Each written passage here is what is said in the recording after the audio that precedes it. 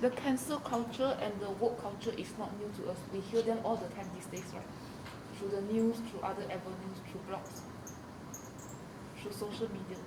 So what is culture? Your intro to social terminology. It comes from the Latin word cultura. It means to cultivate. We use culture to cultivate our surroundings to suit our needs. Question so far? In my humble opinion, cancel culture and woke culture, I don't think they are new. They just get more attention these days, in my opinion. They exist decades ago. Who knows, centuries ago. And this is the definition for cancel culture. When somebody or a group of people, they have agency. Agency means free choice. Ability to act on your own will. It means agency. When somebody has agency, they can act on free choice. They are going to cancel problematic culture and replace the problematic culture with a better culture. This is the definition for cancel culture. Can you see that? And what is woke culture? Woke culture means that when a person, a group of people, it doesn't matter, is aware of certain issues or events, that's not very good usually. The group or that individual is going to try to change the culture so that social justice can be achieved or human rights can be protected. So there's a difference between cancel culture and woke culture. I don't know if you realize that. We hear the term so often these days. Do you know that there are two different definitions? And all these historical instances, incidents, can be understood using both cultures. Nazis, doctors, doing experiments on the Jews. Is that a good practice? Was that a good practice? Nazis, doctors, doing experiments on Jews. Is that ethical? Is that a good culture? So, after World War II ended, the Jews had some agency, or people around the world, when they learned through the news, before social media, what these doctors did to the Jews. And the Jews and other people, the Allied forces, they had agency, free will. They realized that this is not good. We got to have medical ethics because of the Nuremberg trial. You know the Nuremberg trial, right? The famous trial. Doctors are being tried to, for what they did to prisoners. And people around the world, after Nazis lose, they attempt to cancel what's being done to the Jews.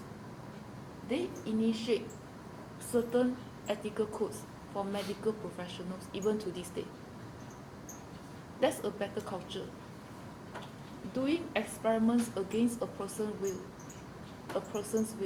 is a problematic culture, right? They replace that with informed consent. We need to have consent from the patient and other ethical standards. That's a better culture. And this incident can also be understood using the woke culture. When people around the world are aware of what the doctors did to the Jews, they try to change this practice, this culture,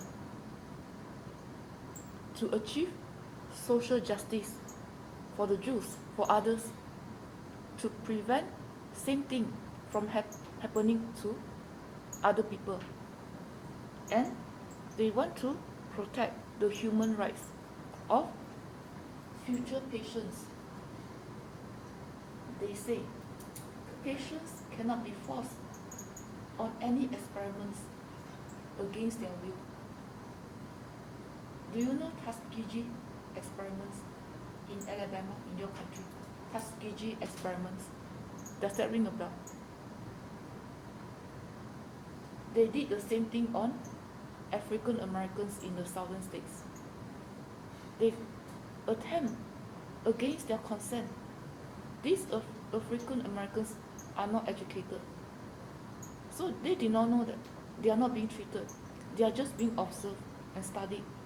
No treatment, no medicine is given to them for syphilis. So it's a problematic culture. So other people with free will, they try to change this problematic culture. This is how eventually in the future informed consent has to be obtained from patients before they can be included in any study, any experiments. And these Tuskegee experiments can also be viewed from the woke culture perspective. When people are aware of what's being done to the blacks in the South, I think Alabama, they try to change that practice. No, people, regardless of race, cannot be coerced into experiments without their consent to safeguard the social justice cause of any group, to protect people's human rights. Rosa Parks refusing to give up a seat in the bus.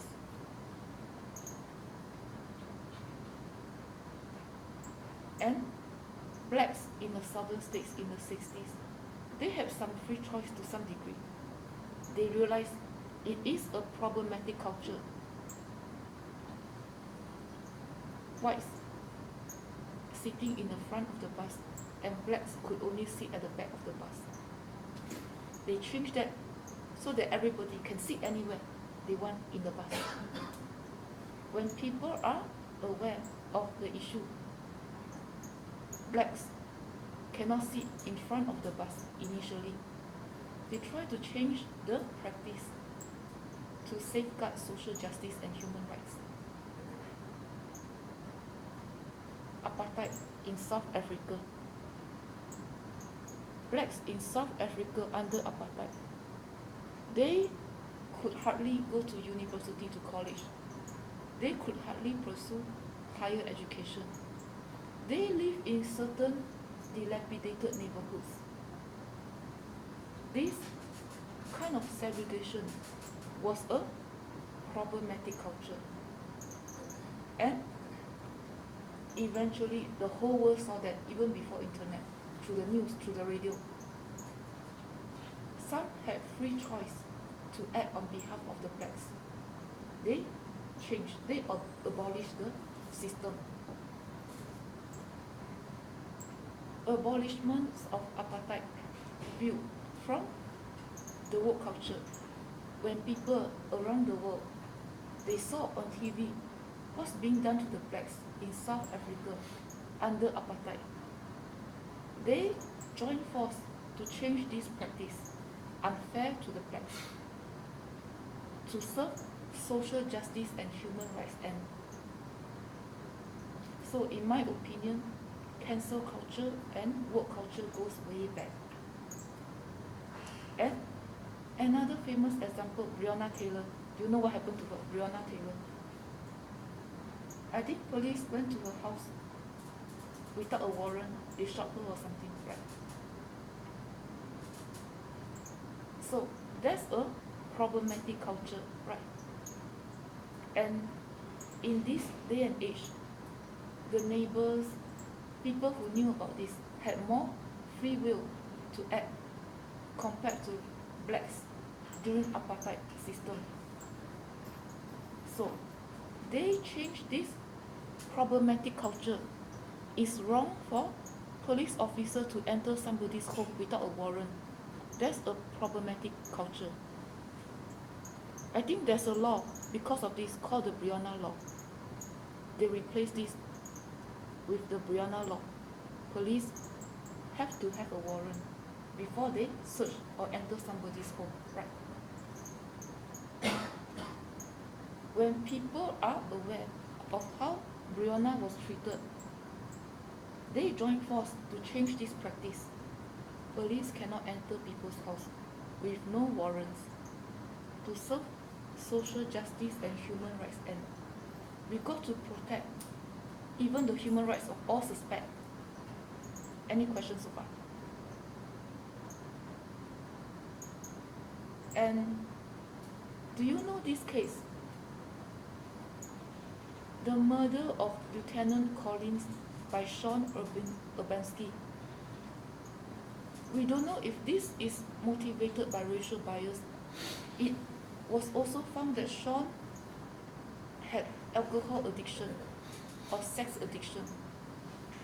And there are also evidence that Sean is part of a white supremacist group.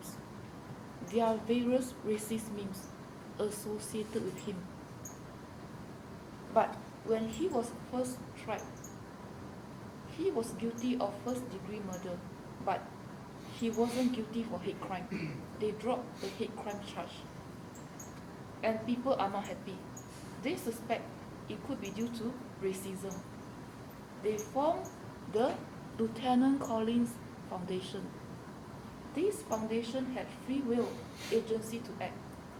They changed this practice. And they replaced that with a better culture of practice. Now, if somebody is convicted for any crime due to partial racial bias, it is considered a kind of hate crime. And this same incident can also be viewed from the woke culture perspective. When people, this is the 21st century, people are aware of this incident. They think it's not fair to Lieutenant Collins. They try to change the culture to protect the social justice and human rights of the people after Lieutenant Collins, so that they don't encounter what Lieutenant Collins went through. So, the murder of Lieutenant Collins by Sean can also be viewed from the woke culture perspective. Any questions so far? Okay, I'm done.